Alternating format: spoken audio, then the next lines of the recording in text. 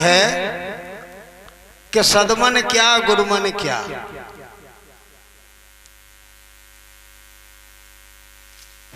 सदगुरु माने अच्छे विचार। गुरु कौन? गुरु वह जो हमारे जीवन में छाई हुए अंधकार को प्रकाश में परिवर्तित करते हैं। हमारे जीवन में जो अंधकार छाया हुआ है अज्ञानता का, उस अज्ञानता को समाप्त कर हमें प्रकाश की ओर ले जाए, हमें अच्छाई की ओर ले जाए, वह सदगुरु है। सदगुरु को पुरुष व्यक्ति का नाम नहीं है। सदगुरु कोई व्यक्ति का नाम नहीं है, लोग उसे सदगुरु मान लेते हैं। और सदगुरु सिर्फ इतनी सी बात है कि गलत विचारों से अच्छे विचारों की ओर चले जाएं, बुराई की ओर से हटके अच्छाई की ओर चले जाएं। हमारी आत्मा परमात्मा को पाने का जो सिद्धांत है, सभी संत प्रतिपादित करते हैं कि आत्मा सो परमात्मा। अब हम कहेंगे कि आत्मा सो परमात्मा कैसे है?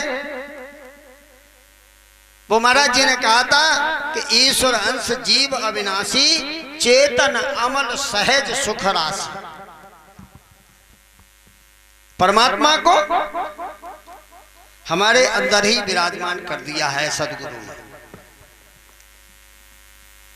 और उनको समझने के लिए लोग कहते हैं 4 घंटे 5 घंटे 4 वर्ष 10 वर्ष 100 वर्ष ये पूजा करनी पड़ती है। कबीरदास जी ने स्पष्ट लिख दिया है, खोजी होए तुरंत मिल जाऊं, पल भर की तलाश में मोह को कहां ढूंढे बंदों में तो तेरे पास। उसके लिए 4 घंटे 6 घंटे 10 घंटे 10 वर्ष या 10 साल या 100 वर्ष की आवश्यकता अब नहीं रही। कोई समय था, उस समय 100 वर्ष तपस्या करनी पड़ती थी। कबीरदास जी ने छोटे से शब्दों में कह दिया है, खोजी होए तुरंत मिल जाऊं पल भर की तलाश में। अब गुरु कैसा हो? संतोषो सतगुरु मन भावे, जो मन की आवागमनी मिटावे। आवागमन संसार का नियम है, उसको कोई मिट नहीं सकता है। कहते जरूर है कि इस संसार से आवागमन मिट जाएगा,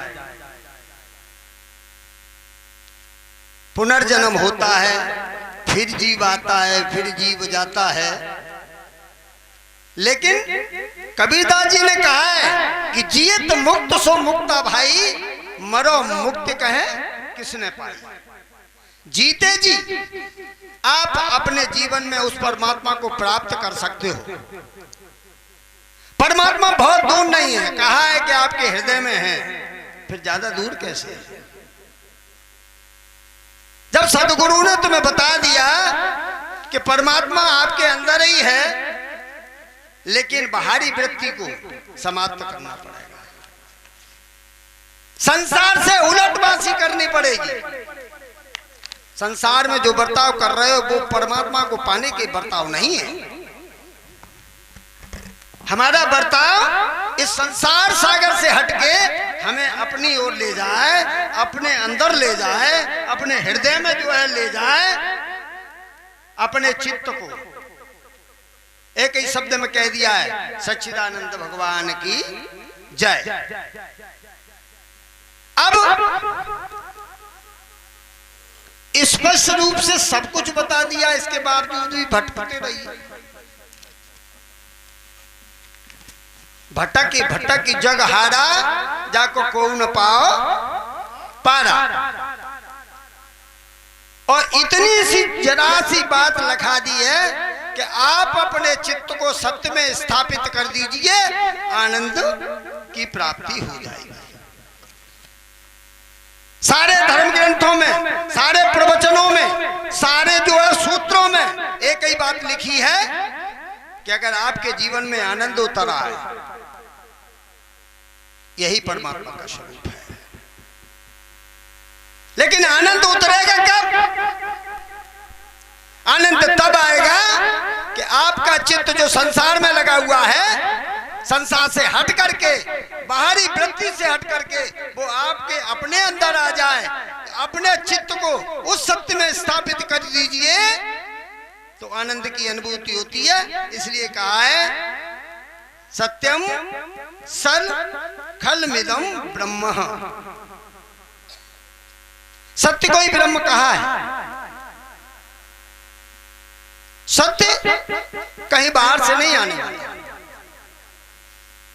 सत्य आपके अंदर स्थापित है। ये गुरुओं ने भी कहा है, संतों ने भी कहा है, बड़े बड़े विद्वानों ने कहा है। एक ही बात समझ लें कि अपने चित्त को संसार से हटा करके सत्य में लगा दीजिए। सत्य में लगाओगे तो आनंद की अनुभूति होगी और कुछ नहीं। और आनंद ही परमात्मा का स्वरूप है। अगर आप जीवन में आनंद लेना चाहते हैं, आप अपने जीवन में अच्छी वाणी के द्वारा जीव का कल्याण करना चाहते हैं तो सबसे पहले आप अपने अंदर सुधार करिए। जगत में श्री राम आचार्य शर्मा जी ने कहा है कि जगत में कोई किसी को सुधार नहीं सकता।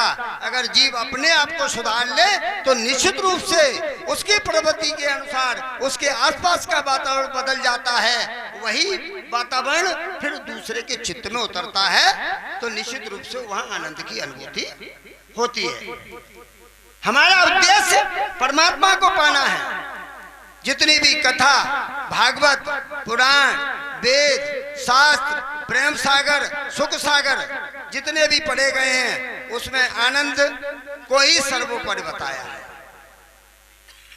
और जिसके जीवन में कुछ भी भजन करे, पूजन करे, कार्य करे, कुछ भी करे, लेकिन उसको आनंद प्राप्त नहीं हो सकता। आनंद प्राप्त तभी होगा जो इस संसार सागर से कट करके अपनी ओर चला आता है। अपने अंदर फैले हुए अंधकार को जब जागरण में लाता है तो निश्चित रूप से आनंद की अनुभूति होती है। इसलिए सत्य, चित और आनंद, ये तीन बातें थोड़े से समय में आपके अंदर स्थापित हो सकती है। समय हम निर्धारित नहीं कर सकते, ये गुरुओं का आदेश नहीं होता।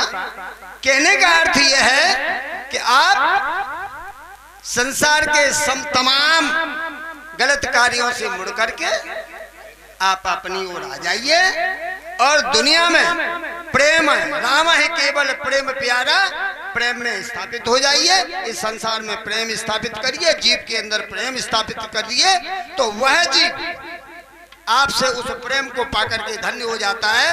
वहां उसके जीवन में भी आनंद की अनुभूति होती है, प्रकाश उतरता है उसके जीवन में और साधु संतों का सम्मान करता है, गुरुओं का सम्मान करता है। इन्हीं शब्दों के साथ मैं अपनी वाणी को विराम देता हूं और जो है परमात्मा से प्रार्थना करता हूं आपके सभी के जीवन में आनंद की अनुभूति हो, आपके जीवन में प्रकाश उतरे। इन्हीं सब कर्मों के अधीन हो सकता मैं इधर उधर भटक जाऊं, लेकिन आप अपनी जो है मेहरबानी, आप अपनी कृपा दृष्टि मेरे ऊपर हमेशा रखना। कहीं भी चला जाऊं, जैसे कबीर रस खान ने कहा, कितना अच्छा देखिए उद्गार व्यक्त किया उन्होंने।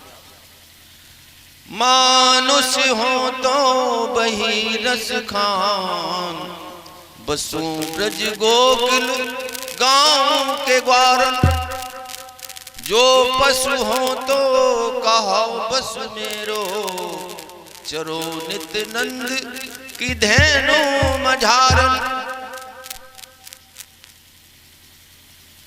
रस खान देखिए किस धर्म का अनुयायी, लेकिन परमात्मा के प्रेम की रस जो था उसके पास उसकी खदान थी, उसको पहचान गया।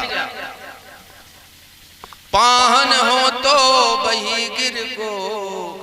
जो धरियो कर छत्र पुरंदन धारन, जो खग हो तो बसेरो करूं, मिल कालिंदी कूल कदम की डारन। आप अपने ही आसपास, तो वास्तव में ये प्रभु की कृपा। हम संसार के लिए बहुत कुछ करते हैं, लेकिन पूरा जीवन जिसका समर्पित हो, तो उसका तो सौभाग्य अलग है।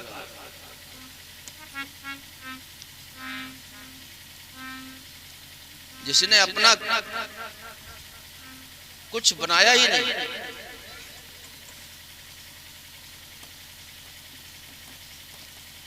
मात पिता सुत बंधु उदारा, तन धन भुवन सुहृदय परिवारा,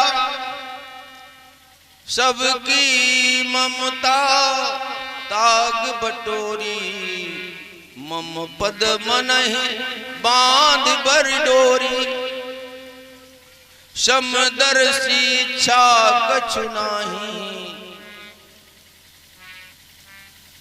हमने जहां जहां भी अपना जो कुछ भी मान लिया, सबको बटोर करके समेट करके एक प्रेम का सूत्र बना करके और अपने सदगुरुदेव भगवान के चरणों में बांध दो।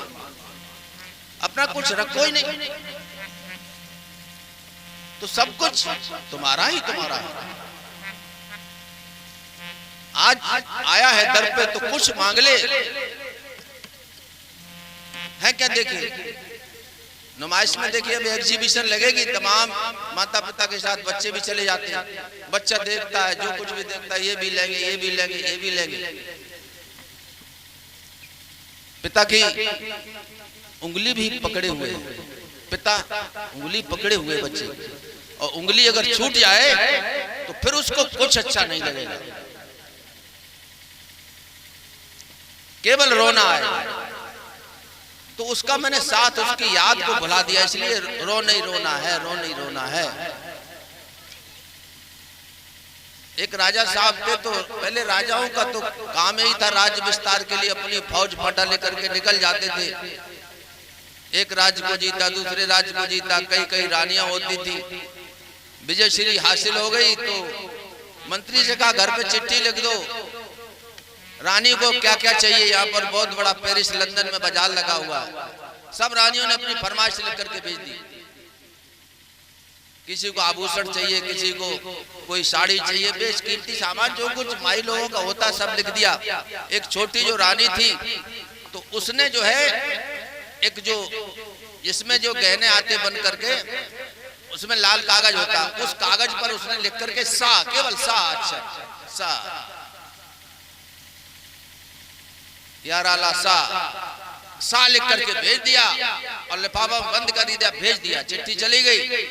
राजा साहब ने वहां खेला, सब पत्र खोले, सब रानियों के सबका बाजार हो गया। उसका देखा कि इसमें तो कुछ लिखा ही नहीं, मंत्री केवल सा लिखा हुआ, क्या मतलब है? बड़ी माता पच्ची हुई, लेकिन किसी की समझ में नहीं आई। एक और बुजुर्ग बार थे मंत्री, तो उन्होंने देखा कि राजन मेरी समझ में ये आ रहा है कि लाल कागज, इस पर सा लिखा हुआ है, इसका मतलब लाल सा। उसको आपके प्रेम की, आपके दर्शन की लालसा। अब राजा जब अपने राज्य में जाएगा तो बताओ, जिसका जो कुछ मांग दी भेज दिया, और राजा कहां जाएगा? राजा जाएगा उसी रानी के पास जिसको दर्शन की अभिलाषा।